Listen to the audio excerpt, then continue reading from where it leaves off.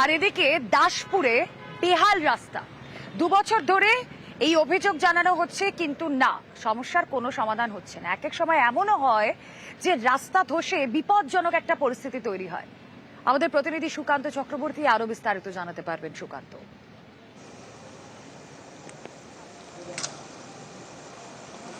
দেখো রুমেলা, দাসপুর 1 নম্বর ব্লকের যে যোধকেশব এলাকায়, অর্থাৎ যোধকেশব এবং যে তেমুয়ানি ঘাট, এই প্রায় 6 কিলোমিটার গ্রামীণ রাস্তা বেহাল হয়ে পড়ে রয়েছে।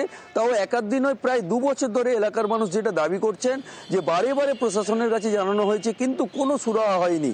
এবং এই রাস্তা সংস্কারের দাবিতে কিন্তু রাস্তা অবরোধ থেকে শুরু করে নানান আন্দোলন করেছেন এলাকার মানুষ। এখন এমনই অবস্থা যে ওই দাসপুরের ধর্মা এলাকায় রাস্তা কিন্তু ধসে গিয়েছে, যার ফলে চরম সমস্যায় পড়েছেন এলাকার মানুষ। শুধু তাই নয়, এলাকার কেউ অসুস্থ হলে তাকে নিয়ে যেতেও তারা হিমশিম খাচ্ছেন।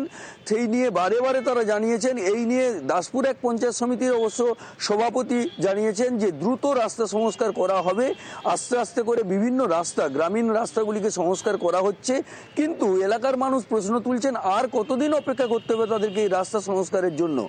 শুধু তাই নয়, দাসপুর এক পঞ্চায়েত সমিতির পক্ষ থেকে ওই যে ধসে যাওয়া রাস্তা, সেই রাস্তায় সেচ দপ্তরকে জানানো হয়েছে বলেও দাবি করা হচ্ছে। এখন এলাকার মানুষ চাইছেন খুব দ্রুত জ্যোতি শব্দ একদম রাস্তায় চলাই যায়নি, গাড়ি চালানোর খুব অসুবিধা, গাড়ি তো একদম খারাপ হয়ে যাচ্ছে।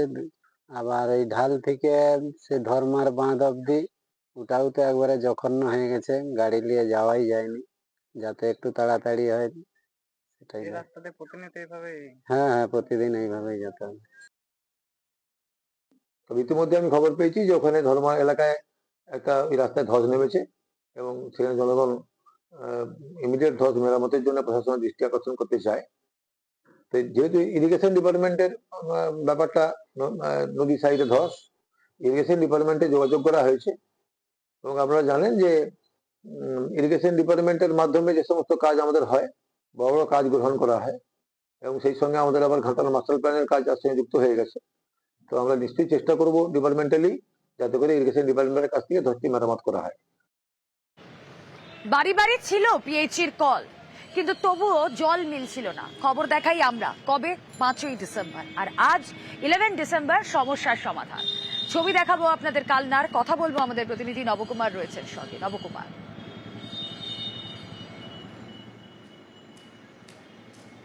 দেখো রুমেলা, কালনা 2 নম্বর ব্লকে যে নোয়াপাড়া, সেই পাড়াতে প্রায় 100টি পরিবারের একটি মাত্র টিউবওয়েল ছিল, এবং সেই টিউবওয়েলে থেকে তাদের রীতিমতনভাবে তারা জল নিচ্ছিল। কিন্তু তার পরবর্তীকালে আরেকটি টিউবওয়েল তাদের খারাপ হয়ে যায়। দীর্ঘদিন তারা জানায় পঞ্চায়েতকে, কিন্তু পঞ্চায়েত সেই বিষয়ে কোনো কর্ণপাত করে না।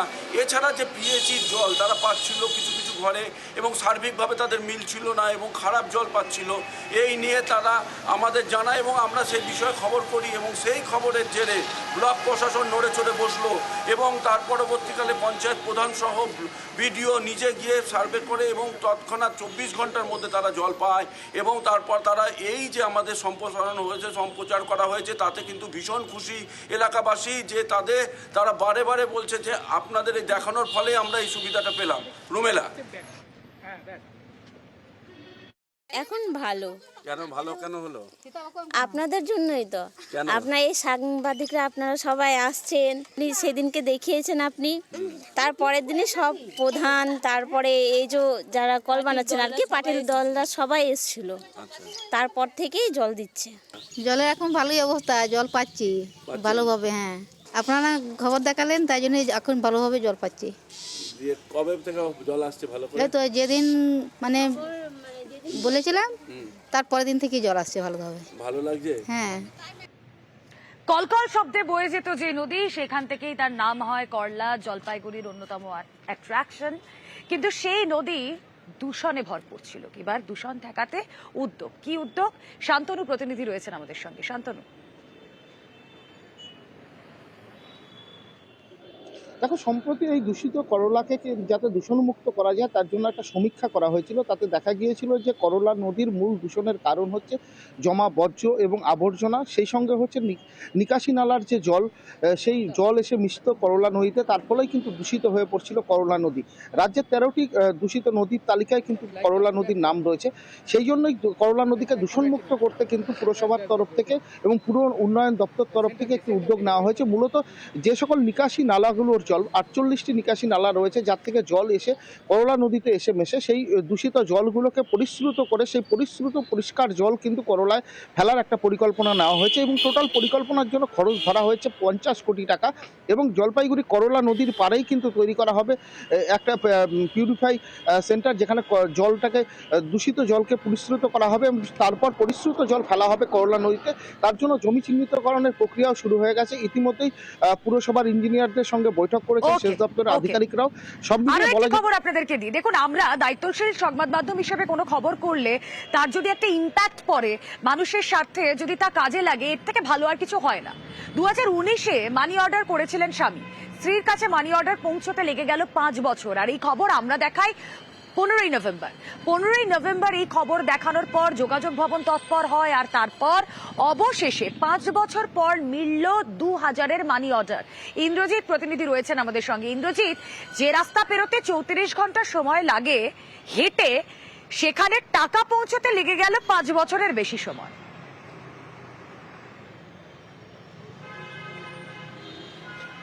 দেখো রুমেলা, একেবারেই তাই। তার কারণ এটা অবাক করে দেওয়ার মতো কিন্তু একটা বিচ্ছিন্ন ঘটনা। ডাক বিভাগের যে 5টা বছর সময় লাগলো বীরভূম থেকে পুরুলিয়া মানি অর্ডার আসতে। সাধারণত মানি অর্ডার করে বিপদে আপদে মানুষ টাকা পাঠায়, কিন্তু 5 বছর অপেক্ষার পরেও ডাক বিভাগে একাধিকবার যোগাযোগ করেও কিন্তু ফল হয়নি।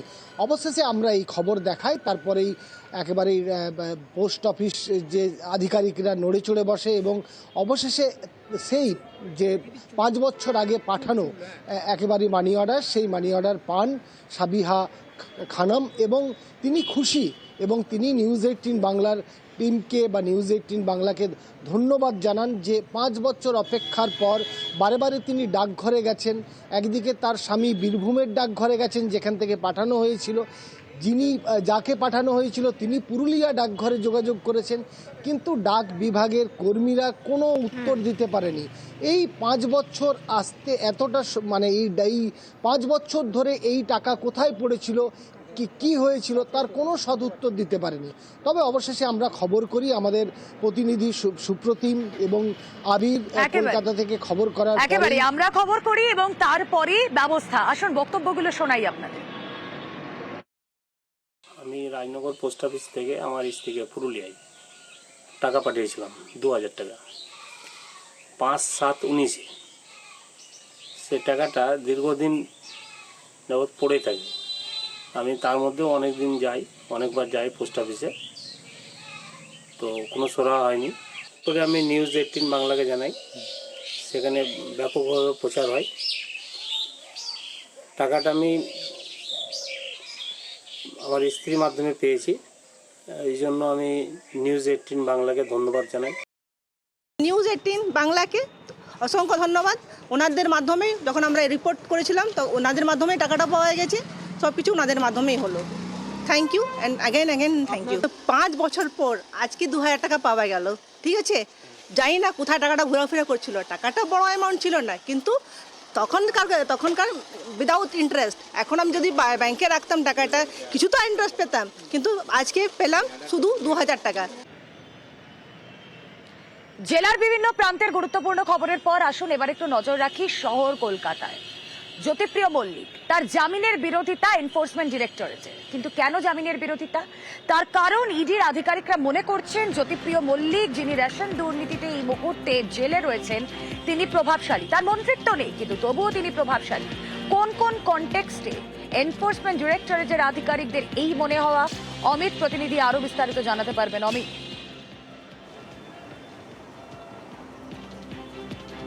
দেখো, বিভিন্ন ক্ষেত্রে বিভিন্ন প্রাক্তন মন্ত্রী বা নেতাদের জামিনের বিরোধিতা করতে গিয়ে আদালতে প্রভাবশালী তত্ত্বকে সামনে রাখা হচ্ছে সেন্ট্রাল এজেন্সির তরফে। জ্যোতিপ্রিয় মল্লিক, যাকে রেশন দুর্নীতি মামলায় গ্রেপ্তার করা হয়েছিল, তার তরফে জামিনের আবেদন করা হয় ইডি স্পেশাল কোর্টে। সেখানে আজকে ইডির তরফে যখন রিপ্লাই দেওয়া হচ্ছে বা ইডির তরফে যখন সওয়াল করা হচ্ছে জামিনের বিরোধিতা করতে গিয়ে, ক্ষমতাশালী বলা হচ্ছে জ্যোতিপ্রিয় মল্লিককে। কি কারণে ক্ষমতাশালী বলা হচ্ছে? তাকে রেশন দুর্নীতির কিংপিন বলা হচ্ছে এবং একই সঙ্গে তাকে কিং মেকার আখ্যা দেওয়া হচ্ছে ইডির আইনজীবীর তরফে।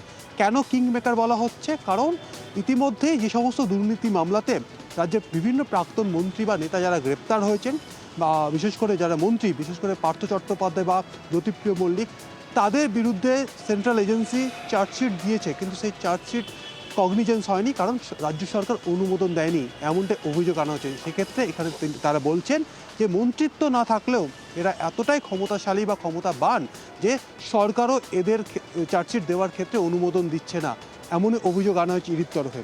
অভিযোগ আনা হচ্ছে যে তিনি এতটাই প্রভাবশালী বা তার এতটাই ক্ষমতাবান, যখন তাকে সুযোগ দেওয়া হয়েছিল বা তার সুযোগের অপব্যবহার করবে, জামিন পেলে তদন্ত নষ্ট করতে পারে, সাক্ষ্য যারা রয়েছে বা যারা সাক্ষী রয়েছে তাদেরকে প্রভাবিত করতে পারে, এমনটা অভিযোগ করা হচ্ছে ইডির তরফে। তার উদাহরণ হিসেবে তিনি যেটা বলছেন, আইনজীবী যেটা বলছেন, আদালতে যখন অসুস্থ থাকাকালীন এসএসকেএম বা পিজি হাসপাতালে ভর্তি ছিলেন, সেই সময় মেয়ের হাত দিয়ে তিনি চিরকুট বা চিঠি দিয়েছিলেন তার বিভিন্ন কাছের ব্যক্তিদের কাছে সেই চিঠি যাতে পৌঁছে দেওয়া হয়। সেখানে বিভিন্ন নাম ছিল যারা পরবর্তী সময়ে রেশন দুর্নীতিতে। তার কারণ এই ঘটনার পর সত্যি জ্যোতিপ্রিয় মল্লিকের জামিন পাওয়ার পথটা কি আরো কঠিন হয়ে যায়? নজর থাকবে। অন্যদিকে সন্দীপ ঘোষ, নাম তো শোনাই হোগা, সন্দীপ ঘোষ আরজি করে দুর্নীতি কাণ্ডে যিনি এই মুহূর্তে হেফাজতে, সেই সন্দীপের বাড়িতে বেআইনি নির্মাণের চাঞ্চল্যকর তথ্য।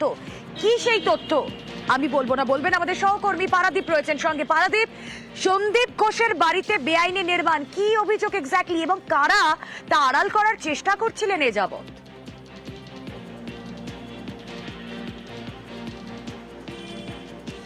রুমেলা, তুমি বলে তারিখ পে তারিখ, আর আমি বলবো ডেট পার ডেট, মানে একটার পর একটা ডেট পেরিয়ে যাচ্ছে। এদিন কলকাতা কর্পোরেশনের যে হিয়ারিং রুম, সেই হিয়ারিং রুম রীতিমতো কুরুক্ষেত্র হয়ে ওঠে সন্দীপ ঘোষের বাড়ির বেআইনি অংশ ভাঙা নিয়ে যে শুনানি ছিল সেই নিয়ে, এবং একটা সময় সেটা স্থগিত হয়ে যায়, একটা সময় সেটা বন্ধ করে দিতে হয়। কারণ এদিন যিনি আবেদনকারী ছিলেন, যিনি পিটিশনার, সেই অংশুমান সরকার বেরিয়ে এসে যেটা দাবি করেন যে সন্দীপ ঘোষের বাড়ির শুধুমাত্র উচ্চতা হওয়া উচিত ছিল 41 ফুট, যেটা তার থেকে অনেক বেশি। শুধু তাই নয়, একটা সিঁড়ি এবং একটা হ্যাঙ্গিং গার্ডেন, সেই পোর্শনও বেআইনি। কিন্তু সেই সংক্রান্ত শুনানি গত 30 সেপ্টেম্বর এই সংক্রান্ত আরজিকর কাণ্ডের পরেই কলকাতা কর্পোরেশন সন্দীপ ঘোষের বাড়িতে বেআইনি নোটিশ লটকে দেয় এবং তারপরে সেই বাড়ি পরিদর্শনে যায় কর্পোরেশনের ইঞ্জিনিয়াররা। কিন্তু এরপর 11ই ডিসেম্বর শুনানির ডেট দেওয়া হয়। মাঝখানে 71 দিন কেটে যাওয়ার পরে আজকে যখন হিয়ারিং ছিল, তখন সেখানে দেখা গেল কলকাতা কর্পোরেশন যে তথ্য পেশ করছে সেই তথ্য অসম্পূর্ণ, এমনটাই দাবি যিনি অভিযোগকারী বা যিনি পিটিশনার অংশুমান সরকারের। এবং চাঞ্চল্যকর যে অভিযোগ বিল্ডিং বিভাগের ইঞ্জিনিয়ারের, শুনবো, তারপর শুনবো কি বলছেন মন্ত্রী ফিরহাদ হাকিম। শুধু একটা সিসির যে ফাইল, সেই ফাইলটাকে শুধু দিয়েছে, এটা বাঁচানোর চেষ্টা হচ্ছে। তো স্বাভাবিকভাবে এই ধরনের আমরা 22 বছর প্র্যাকটিস করছি, কোনো কালেতে একটা হিয়ারিং প্রসেস যখন একটা ডিসকাস প্ল্যান থাকবে, সেখানে কালার দিয়ে মেনশন থাকবে, এরিয়া মেনশন থাকবে, ইনফ্রিঞ্চমেন্ট রিপোর্ট থাকবে যে আইনে কোন জায়গায় ভায়োলেট করেছে, কোনো কিছু নেই। সন্দীপ ঘোষকে সে চিনি, তাকেই আমি চিনি না, তাকে বাঁচানোর এগুলো সব বেকার। হ্যাঁ, হতে পারে কোনো জায়গায় প্রসিডিওর ল্যাপস হতে পারে, কিন্তু তার জন্য এ নয় যে সঞ্জীব ঘোষকে আমি চিনিও না, কোনো লাইফ হয়তো দেখিও নি তাকে। এবার শেষ পাতে একেবারে একটা সুখবর দিই। আমাদের রাজ্যের সেরা মেডিকেল কলেজ কোনটি? Kolkata medical college. এমনই স্বীকৃতি কলকাতা মেডিকেল কলেজের। কলকাতা মেডিকেল কলেজের মুকুটে নয়া পালক আমরা বলতেই পারি, এবং সেকেন্ড র্যাঙ্কে রয়েছে এসএসকেএম হাসপাতাল। কেন্দ্রীয় সংস্থা আইসিএমআর এর স্বীকৃতি এই দুই হাসপাতালকে। অভিজিৎ চন্দ্র বিস্তারিত জানাতে পারবেন। অভিজিৎ, কোন কোন বিষয়গুলোকে সামনে রেখে এই সেরা স্বীকৃতি?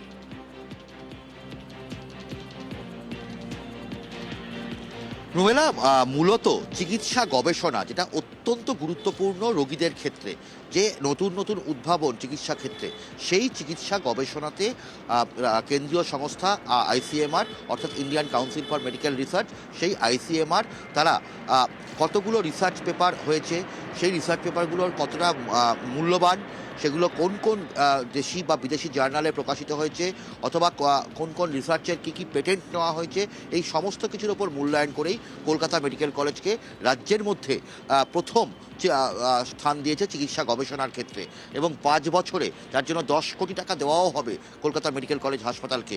এবং কলকাতা মেডিকেল কলেজের পর এই স্বীকৃতি পেয়েছে SSKM বা PG হাসপাতাল, এবং বলাই যেতে পারে যে কলকাতা মেডিকেল কলেজের ক্ষেত্রে এটা সত্যিই একটা অত্যন্ত উল্লেখযোগ্য ঘটনা। শতাব্দী প্রাচীন এই কলকাতা মেডিকেল কলেজ হাসপাতালে এখানে এশিয়ার মধ্যে প্রথম সব ব্যবচ্ছেদ হয়। তেমনভাবেই ডক্টর বিধানচন্দ্র রায়, নীলরতন সরকার, ডক্টর রাধা গোবিন্দ কর তারাও এখানে পড়াশোনা করেছেন, ফলে বলাই যেতে পারে এটা অত্যন্ত গুরুত্বপূর্ণ কলকাতা মেডিকেল কলেজের ক্ষেত্রে। মেডিকেল কলেজে ICMR সাপোর্টে মাল্টি ডিসিপ্লিনারি রিসার্চ ইউনিট রয়েছে। তো কিছুদিন আগে দিল্লিতে এটা নিয়ে একটা ডাকা হয় মেডিকেল কলেজকে, সেখানে মেডিকেল কলেজের পারফরমেন্স প্রশংসিত হয়। ওভারঅল পারফরমেন্সটা আসলে অনেকগুলো বিষয়ের উপরে দাঁড়িয়ে ICMR ঠিক করে, তাতে রিসার্চের গুণমান, আলটিমেটলি গবেষণাপত্রগুলো প্রকাশিত হচ্ছে কিনা, প্রকাশিত হলে কিরকম জায়গায় প্রকাশিত হচ্ছে, দেশি না আন্তর্জাতিক স্তরে, এই সমস্ত বিষয়ে মেডিকেল কলেজের পারফরমেন্স খুব ভালো। মেডিকেল কলেজে রিসার্চের একটা প্রেক্ষিত তৈরি হয়েছে, আমার ধারণা ICMR সেটাকেই রেকগনিশন দিল এইভাবে।